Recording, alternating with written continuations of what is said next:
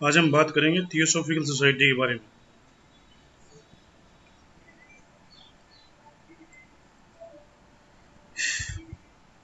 एक अंतर्राष्ट्रीय आध्यात्मिक संस्था है और थियोसॉफी ग्रीक भाषा के दो शब्दों थियोस और सोफिया से मिलकर बना है, जिसका अर्थ है हिंदू धर्म की ब्रह्म विद्या और ईसाई धर्म के नोस्टिज्म अथवा ईसाई धर्म के सूफीज्म के संकट से इसको रखा जाता है एक तरह से।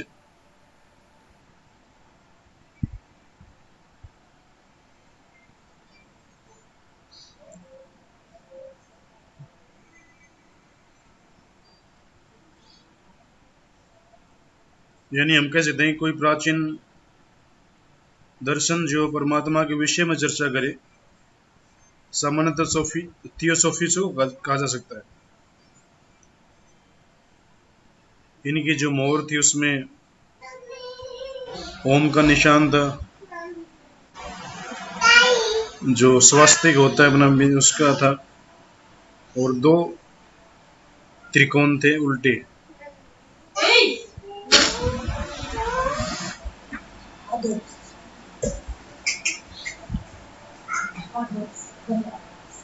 जो थियोसॉफी शब्द है, यह उद्देश्य है,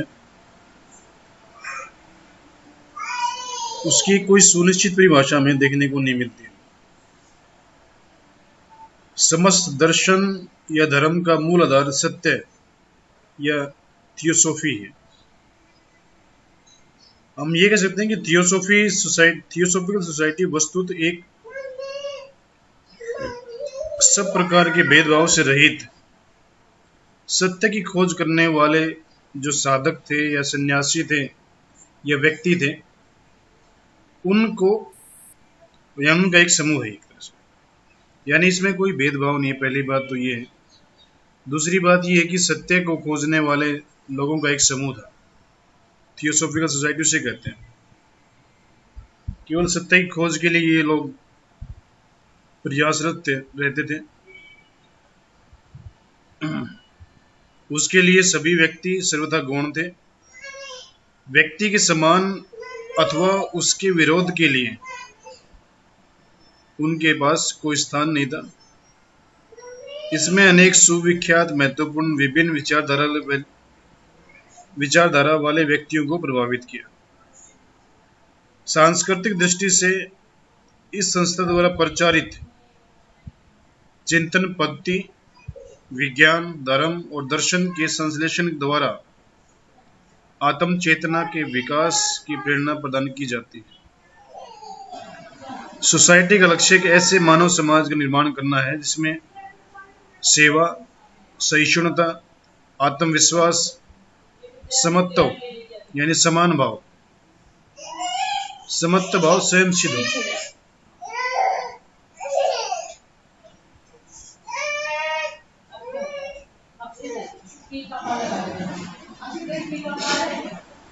अगर इसकी स्थापना की बात की जाए तो 17 नवंबर 1875 में एक रूस की महिला थी, मैडम हेलेना ब्लावत्स्की, और अमेरिकी नागरिक कर्नल हेनरी स्टीन ओलकॉट ने न्यूयॉर्क में इसकी स्थापना की थी 17 नवंबर 1875 में।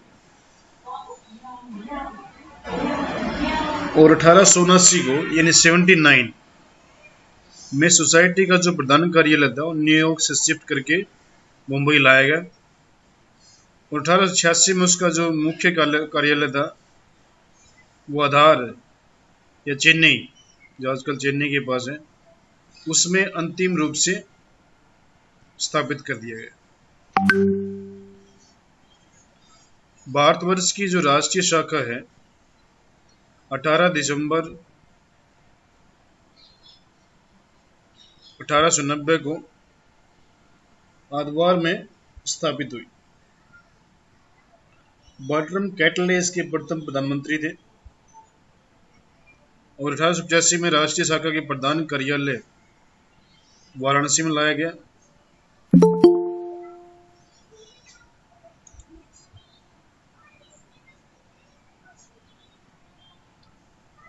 श्री मूलसी थेगसे इसके प्रथम भारतीय सदस्य थे। भारतीय आगमन के आरंभ काल में सोसाइटी ने आर्य समाज के साथ मिलकर भारतवर्ष के सांस्कृतिक धार्मिक पुनर्जागरण की योजना बनाई और कुछ समय तक संयुक्त रूप से कार्य भी किया, परंतु बाद में दोनों संस्थाएं अलग अलग हो गई।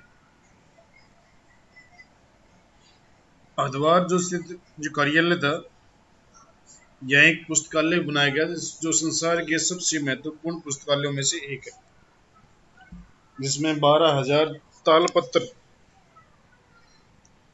की पांडुलिपियां, 6,000 अन्य जो बहुत ही प्राचीन हस्तलिखित पांडुलिपियां वे और 60,000 से अधिक पुस्तकें हैं। इस हिसाब से देखा जाए तो एक तरह से हम ये कह सकते हैं कि भाई जो ये इन्होंने जो लाइब्रेरी स्टैब्लिश की थी वो एक महत्वपूर्ण भूमिका निभाती है रिसर्च के क्षेत्र में या फिर दर्शन के क्षेत्र में। इसका मुख्य पत्र था थियोसोफिस्ट, जिसकी स्थापना 1879 में मैडम ब्लावस्की ने की थी।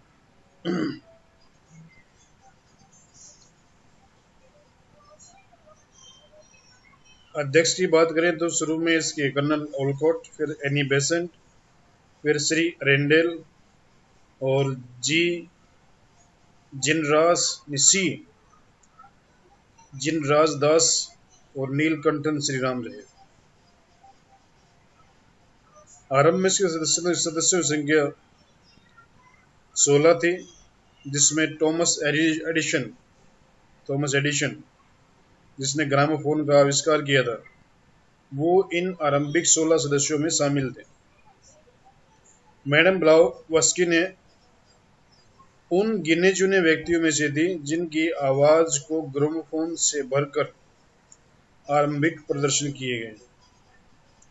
ये जिस तरह से हम आज नहीं कहते कि जब हमारे पास अनेक प्रकार की ये कहते हैं ना कि टेक्नोलॉजी है, या फिर आप लोग व्हाट्सएप पे देखते होंगे कि कोई ऑडियो हमारे पास आती है किसी भी व्यक्ति की, और उसको बहुत जल्दी से एक ग्रुप से दूसरे ग्रुप, दूसरे से तीसरे, इस तरह से वो सारे भारत में कुछ घंटों में फैल जाती है। तो ये आज हम इंटरनेट के माध्यम से अपनी आवाज को या किसी भी आवाज को एक स्थान से पूरे भारत में पहुंचाते हैं। पहले जैसे हमारे जैसे अगर आपको ध्यान में हो, भारत सरकार जब भी कोई नई योजना शुरू करती है तो उसके लिए फिर किसी एम्बेसडर को नियुक्त किया जाता है, जिसको हम कहते हैं ब्रांड एम्बेसडर। जैसे स्वच्छ भारत अभियान था, उसके लिए अमिताभ बच्चन को या आमिर खान को ब्रांड एम्बेसडर बनाया गया था।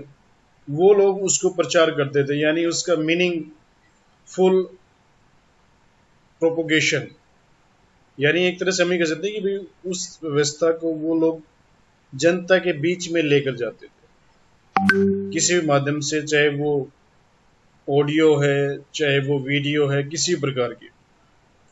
तो शुरुआत में ग्रामोफोन, यानी जो ग्रामोफोन, ये जो पहले हम अगर आपको ध्यान में होगा ना कि जैसे कई बार पुरानी फिल्मों में आप लोग देखते हो एक बड़ा सा सीडी टाइप में कुछ रहता है, और वो एक जो हम बजाते हैं उसको, जो शादियों में पहले होते थे, क्या बोलते हैं इसको, बाजा जो भी होता था ना, उसको मुंह से फूंक कर बजाते थे। तो वो लगा रहता है शायद में उसके ग्रामोफोन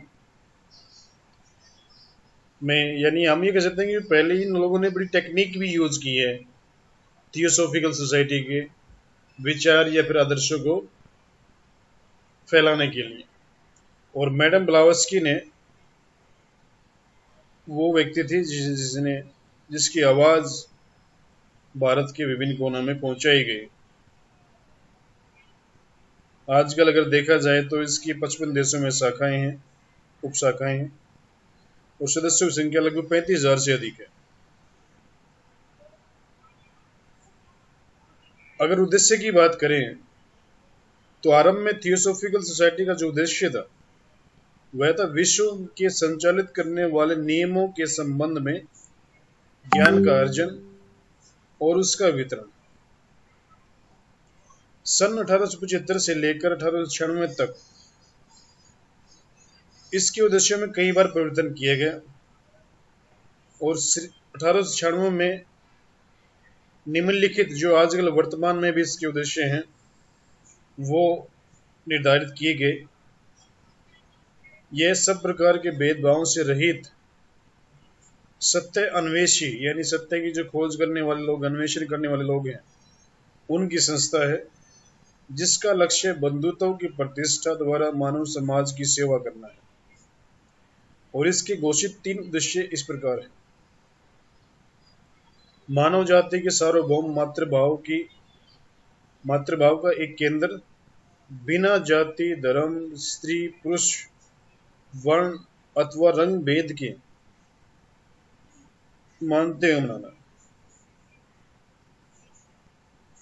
यानी ये बात करते हैं सार्वभौम मातृभाव की, यानी सभी के लिए एक तरह से एक ऐसा समाज बनाना है जहां पर मातृभाव के बात इसलिए की जाती है कि जैसे कल अगर संडे के दिन हम नॉर्मली मदर दिवस बनाते हैं, मदर डे मनाते हैं, तो मातृ माँ का जो वो कहते हैं कि जो स्थान दिया गया संस्कृति में वो सबसे महत्वपूर्ण दिया गया है। और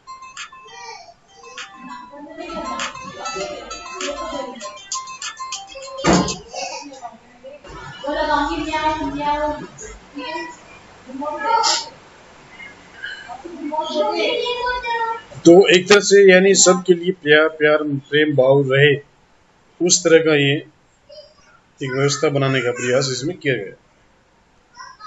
विविध धर्म, दर्शन और विज्ञान के अध्ययन को प्रोत्साहित करना,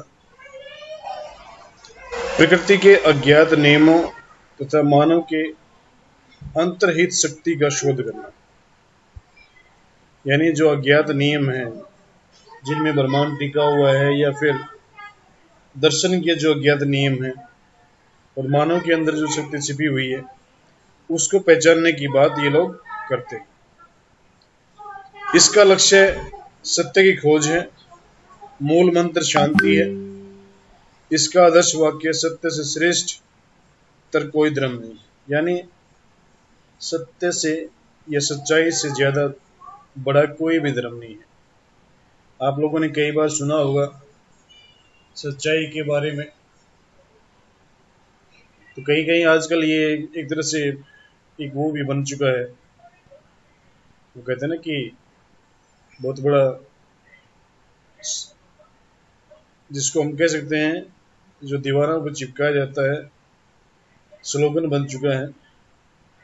जो कभी हमने सुना था कि एक बार जब यूपीएससी की परीक्षा हो रही थी तो एक लड़के से, यानी जो आईएएस का अभ्यर्थी था, एस्पिरेंट था, उसे पूछेगा कि सत्य क्या है, तो कहते हैं सत्य के बारे में उससे पूछते हैं तो कहते हैं सत्य परेशान हो सकता है मगर हार नहीं सकता है।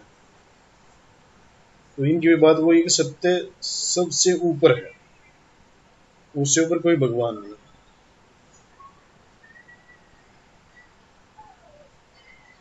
सिद्धांत की बात करें तो सोसाइटी के साहित्य में निम्नलिखित सिद्धांतों या विषयों की विशेष चर्चा की गई है। एक सर्वव्यापी सत्ता है, वही समस्त सृष्टि का मूल स्रोत है और वह सब विषयों में ओतप्रोत है, यानी सब जगह वो फैली हुई है। ये किसी राम, कृष्ण वगैरह किसी एक का नाम नहीं लेते हैं, ईसा मसीह का नाम नहीं लेते हैं, अल्लाह का नाम लेते हैं। ये एक सार्वभौमिक सत्ता की बात करते हैं, इसने इस सृष्टि का निर्माण किया। फिर विकास क्रम की बात करते हैं कि एक निश्चित अवस्था में विकास होता है। क्रम सिद्धांत की बात करते हैं, ये जो क्रम सिद्धांत इनका कुल मिलाकर लगभग वो ऐसा ही सिद्धांत है जैसा गीता में बताया गया है। पुनर्जन्म को मानते हैं, यानी जो व्यवस्था, एक बात और ये होती है जहां पर ईश्वर का अस्तित्व होता है वहां पर पुनर्जन्म की बात हमेशा मानी जाती है। वो कहते हैं कि मतलब बार बार जब ईश्वर आते हैं या तो अपने किसी अंश के रूप में वो पुनर्जन्म लेते हैं, या फिर इससे पहले की जो महिमाएं या फिर चमत्कार वो कर चुके हैं वो सारे उनके पुनर्जन्म का ही एक हिस्सा है। देवी विधान की बात करते हैं, यानी ईश्वर के द्वारा ही सब कुछ रचा गया है। जीव जीवन मुक्त सिद्ध शुद्ध पुरुषों का अस्तित्व, जिन्हें सोसाइटी के साहित्य में मास्टर बुलाया, मास्टर के नाम से पुकारा गया है। यानी हम ये कह सकते हैं कि भाई कुछ ऐसे सिद्ध पुरुषों का अस्तित्व माना गया है जिन्होंने उस दर्शन को प्राप्त करने के लिए सिद्धियां की। जिस तरह से हम अगर भारतीय साहित्य की बात करें तो हमारे यहाँ भी खासकर बौद्ध धर्म के अंदर सिद्ध और नाथ साहित्य, जो आगे चलकर शैव धर्म या फिर गोरखनाथ की जब हम बात करते हैं, मच्छिंद्र नाथ, गोरखनाथ, तो ये लोग सिद्ध साहित्य की बात करते हैं। हालांकि कहने के लिए ये लोग बौद्ध धर्म से संबंधित थे, मगर इनका ज्यादा झुकाव शिव की तरफ था। तो वैसे ही सिद्ध पुरुषों की बात यहाँ पर भी की गई है। मनुष्य के सूक्ष्म शरीर और उसकी रचना, यानी सिद्धांत के रूप में अगर बात की जाए तो मनुष्य का जो सूक्ष्म शरीर है और उसकी रचना के ऊपर ये कहते हैं कि ईश्वर की अनुकंपा रही है। मनुष्य और मृत्यु और उसके पश्चात की दशा, ये कर्म सिद्धांत के अनुसार ही है। एक तरह से अगर कर्म सिद्धांत को कोई व्यक्ति मानता है तो मृत्यु और उसके बाद में जो व्यवस्था बनती है, जैसे हम सामान्य भाषा में कहते हैं कि भाई लोग, ये व्यक्ति परलोक में गया, ये कहाँ गया, वो कहाँ गया, स्वर्ग में गया, नरक में गया, कहाँ गया। तो ये जो वचन इनके बारे में इनका वो तरह से हम कह सकते हैं कि भाई एक वो था जिसके बारे में हम सिद्धांत है इनका। ये भी आत्मा उन्नति का मार्ग और भविष्य, मनुष्य का भविष्य। वो कहते हैं कि आत्मा की जो उन्नति है उसका भी एक विशेष मार्ग है, और मनुष्य का भविष्य भी ईश्वर की अनुकंपा पर टिका हुआ। एक तरह से विचार और उनका प्रभाव, कहते हैं हर विचार का एक प्रभाव होता है, इसलिए दर्शन के ऊपर सबसे ज्यादा महत्वपूर्ण ये लोग, और दर्शन के माध्यम से ही सत्य की खोज में ये लोग लगे रहते हैं। तो ये कुछ आज हमने इसको सिद्धांत के बारे में बात की, थियोसॉफिकल सोसाइटी, उद्देश्य के बारे में बात की है, सदस्य संख्या वगैरह में बात की है, और कब इसकी स्थापना हुई और कैसे कैसे 1800 हम ये कह सकते हैं कि भाई 73 से लगा करके 75 से लगा करके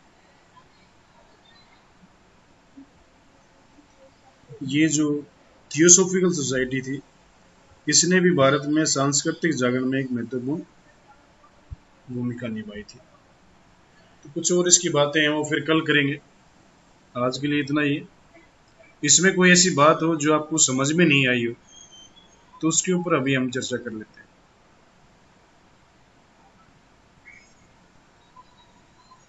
सर ये सोसाइटी साउथ में थी क्या बस ओनली? हाँ, साउथ में थी, मतलब चेन्नई के पास।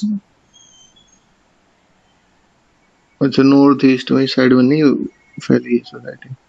इसके उस समय पर जैसे बनारस में हम कह रहे हैं ना कि कार्यालय इसका स्थापित किया गया, मगर बात यही है कि आद्यार एक जगह थी जहां पर इसका मेन ऑफिस था, और उसके बाद फिर धीरे धीरे शाखाएं तो खुली हैं। बनारस में खुली है, इधर बॉम्बे में भी खुली थी इसकी, मगर ये एक प्रचार हुआ है। मगर ज्यादा जो मेन हम कह सकते हैं ना कि बॉम्बे में तब आती है जब एनी बेसेंट इसकी अध्यक्ष बनती है, तो उन्होंने भी इसका काफी वो तरह से प्रचार किया।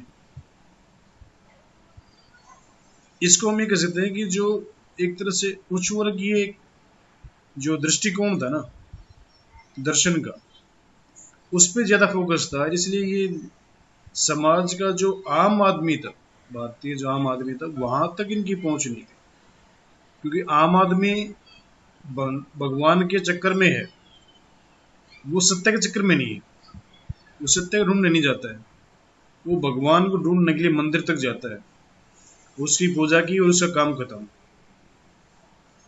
और जो साधु सन्यासी जो सिद्ध होते हैं या सिद्ध बनते हैं, वो फिर दर्शन की गहराई तक जाते हैं। तो हम ये कहेंगे, मतलब ये कह सकते हैं कि भाई जो थियोसॉफिकल सोसाइटी थी उसका जो एक तरह से कहते हैं ना कि प्रसार या प्रचार होता है, मगर वो आम आदमी के बीच तक नहीं पहुंच पाती है, कि गहन रूप से एक तरह से हम ये कह सकते हैं कि मतलब भाई जो सत्य की खोज करने वाले जो लोग थे उनकी संस्था थी, और आम आदमी उसमें शामिल नहीं होता है, उसके बाद इतना समय ही नहीं होता है कि वो सत्य की खोज करे। हाँ वही तेज। ठीक है सर।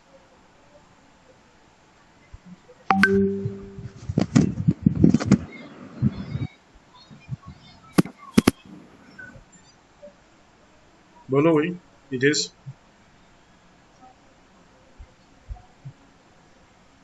सब ठीक है? सुमन ठीक है सर सब। हाँ सर। आया समझ में? हाँ सर।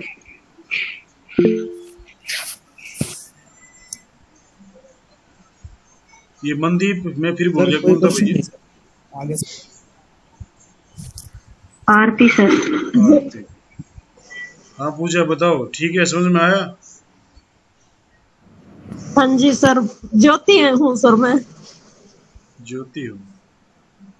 तो एक पूजा कौन है जो किसी ने ग्रुप में मैसेज डाला था कि क्लास के बारे में? वो सर वो बेरी वाली पूजा है।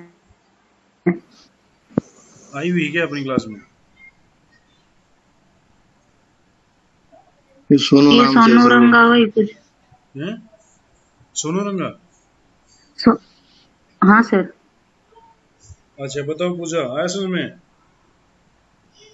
Yes sir. चलो ठीक है, चलो 1 बजे मिलते हैं भाई फिर। जी सर। सुमन तैयार कर लेना अपना ठीक है भाषण सर। तब तक है। सर मैंने तो मना क्या था। मना करने से कौन मानता है बेटा? जब तक आप सर लोग क्या तैयार नहीं नहीं, करोगे तो फिर कौन तैयार करेगा? नहीं सच सच। ये आखिरी अवसर है आप लोगों के पास, इसके बाद आप सर एमए सच। खत्म, और एमए खत्म होने के बाद फिर कौन कहेगा कि आपको भाई सुमन आ जाओ आपका भाषण करवाएंगे? फिर तो कॉलेज में टीचर बन के आओगे तभी भाषण करवाओगे दूसरों का।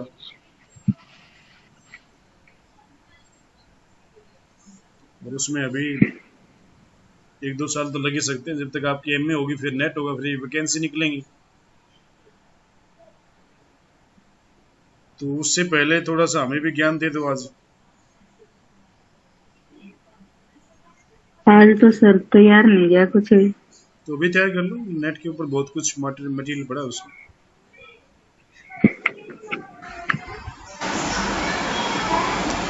चलो ठीक है भाई, 1 बजे मिलते हैं फिर हैं? आप सारे जुड़ना उसमें। ठीक है सर। ठीक। ये पूजा तुम भी जुड़ना भाई, पूजा नहीं, हाँ पूजा और ये ज्योति।